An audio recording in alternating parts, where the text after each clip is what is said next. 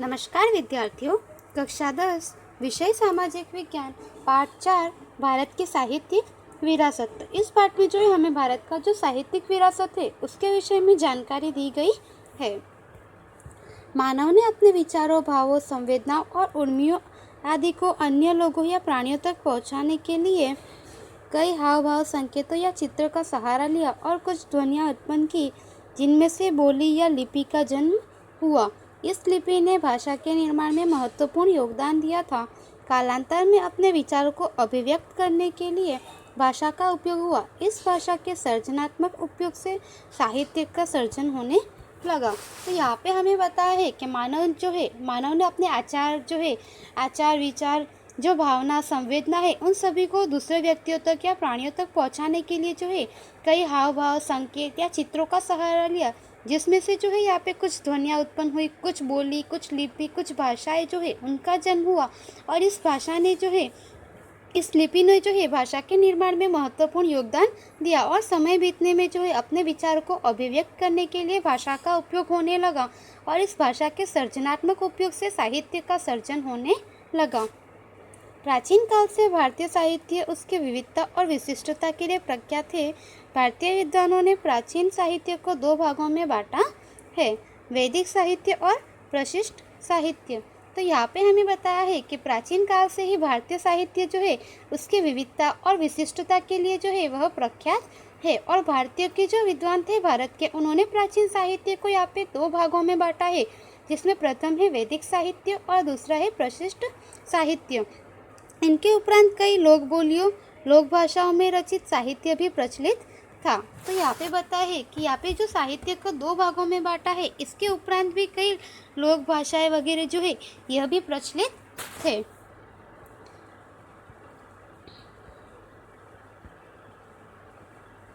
भाषा और साहित्य। तो यहाँ पे हमें आगे भाषा और साहित्य के बारे में बताया है।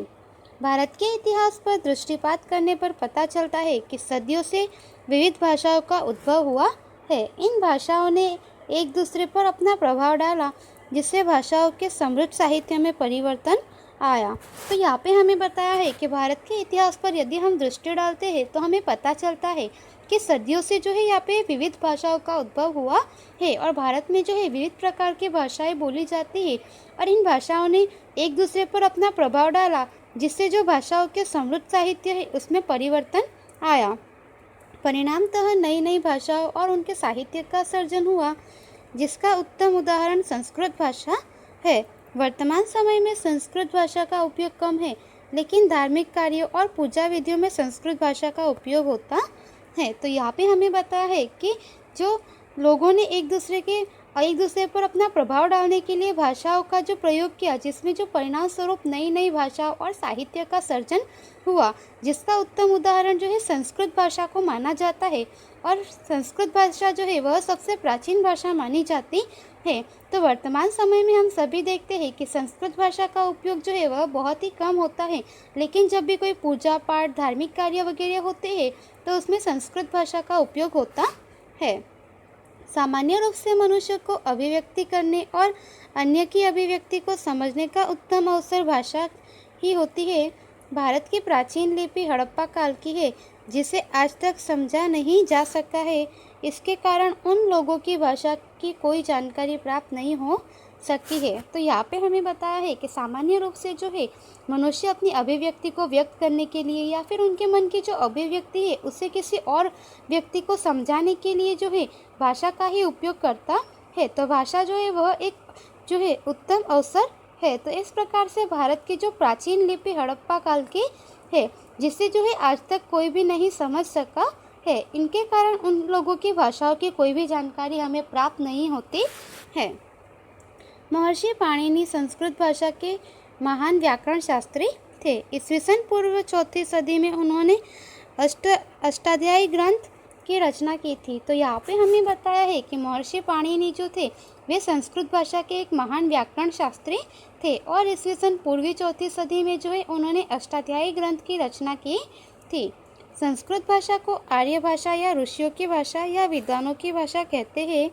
आज के समय में भी विश्व स्तर पर सर्वस्वीकृत भाषा विशेषतः कंप्यूटर के क्षेत्र में बनी है। तो यहाँ पे हमें बताया है कि संस्कृत भाषा जो है उसे आर्य भाषा या फिर ऋषियों की भाषा या विद्वान जो है उनकी भाषा कही जाती है। और आज के समय में भी जो विश्व स्तर पर है सर्वस्वीकृत भाषा जो है वह संस्कृत भाषा बनी हुई है।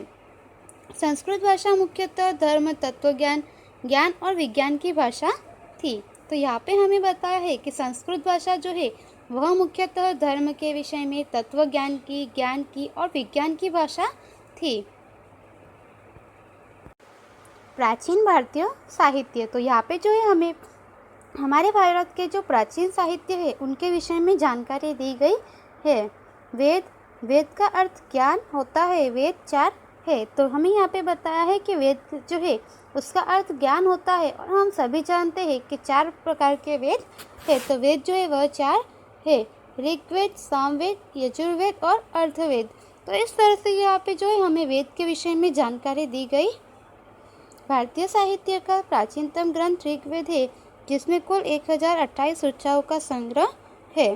ऋग्वेद 10 भाषा में विभाजित अद्भुत ग्रंथ है। तो यहाँ पे हमें बताया है कि भारतीय साहित्य जो है उसका सबसे प्राचीन जो ग्रंथ है वह ऋग्वेद है, जिसमें कुल 1028 ऋचाओं का संग्रह किया गया है। और ऋग्वेद जो है वह 10 विभाजित अद्भुत ग्रंथ है, वह 10 भाग में विभाजित ग्रंथ है। इन ऋचाओं में से अधिकांश देवों से संबंधित स्तुतियाँ हैं। ये स्तुतियाँ यज्ञ के अवसरों पर की जाती है। तो यहाँ पे हमें बताया है कि यहाँ पे जो ये 1028 ऋचा है, इन 1028 ऋचाओं में अधिकांशतः देवों से संबंधित स्तुतियाँ हैं। और यह जो स्तुतियाँ है यह सभी यज्ञ के अवसर पर की जाती है। उनमें से उषा को संबोधित करने वाली स्तुतियाँ अत्यंत मोहक है।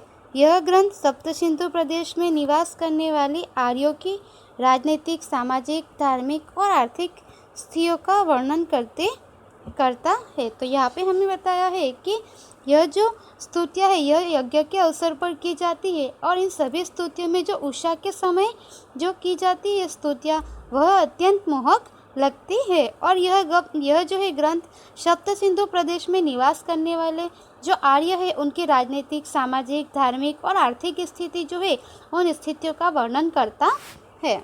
ऋग्वेद के बाद दूसरे 3 वेदों की रचना की गई, जिसमें सामवेद की रचना ऋग्वेद की ऋचाओं का मान करने के लिए किया गया है। ये श्लोक राग और लय के साथ गाए जाते हैं, अतः उसे संगीत की गंगोत्री कहते हैं।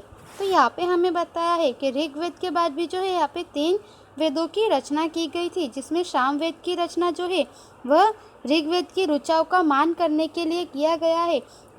ऋग्वेद में जो भी ग्रंथ, जो भी स्तुतियाँ वगैरह लिखी गई है, श्लोक वगैरह, तो श्लोक को राग और लय के साथ गाए जाते हैं। अतः जो सामवेद है इसे संगीत की गंगोत्री कहते हैं। यजुर्वेद यज्ञ का वेद कहलाता है। यह वेद ग्रंथ एवं पद्य स्वरूप में निर्मित है। उसमें यज्ञ के समय बोले जाने वाले मंत्रों, क्रियाओं और विधियों का वर्णन किया गया है। तो यहाँ पे हमें जो यजुर्वेद के बारे में बताया है उसमें यह कहा है कि यजुर्वेद जो है यह यज्ञ का वेद कहलाता है। और यह वेद जो है यह गद्य एवं पद्य के स्वरूप में निर्मित है। उसमें जो है यज्ञ के समय बोले जाने वाले जो भी मंत्र, क्रिया या विधियाँ है इन सभी का वर्णन किया गया है। अर्थवेद में अनेक प्रकार के कर्मकांडों और संस्कारों का वर्णन किया गया है। तो यहाँ पे हमें बताया है कि अर्थवेद जो है उसमें अनेक प्रकार के जो कर्मकांड, संस्कार वगैरह है इन सभी का निर्माण किया गया है। उपनिषद, तो अब हमें यहाँ पे जो है उपनिषद के बारे में बताया है कि उपनिषद क्या है। साहित्य में ब्रह्मांड का आरंभ, जीवन, मृत्यु, भौतिक और आध्यात्मिक जगत, ज्ञान, प्रकृति और दूसरे अनेक दार्शनिक प्रश्नों का विवेचन किया गया है। बृहदारण्य और छांदोग्य प्रारंभिक उपनिषद है। उपनिषद संवाद के स्वरूप में है।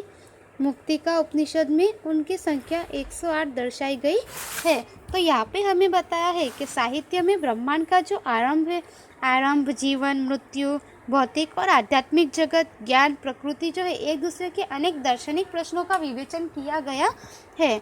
और बृहदारण्य और छांदोग्य प्रारंभिक उपनिषद है, उपनिषद संवाद के स्वरूप में है। मुक्तिका उपनिषद में जो है उनकी कुल संख्या 108 दर्शाई गई है। तो इस तरह से यहाँ पे जो है विद्यार्थियों हमें इन सब के विषय में बताया गया है। भाषा और साहित्य, उसके बाद प्राचीन भारतीय साहित्य जो था उसके बारे में और उपनिषद के बारे में हमने जानकारी प्राप्त की।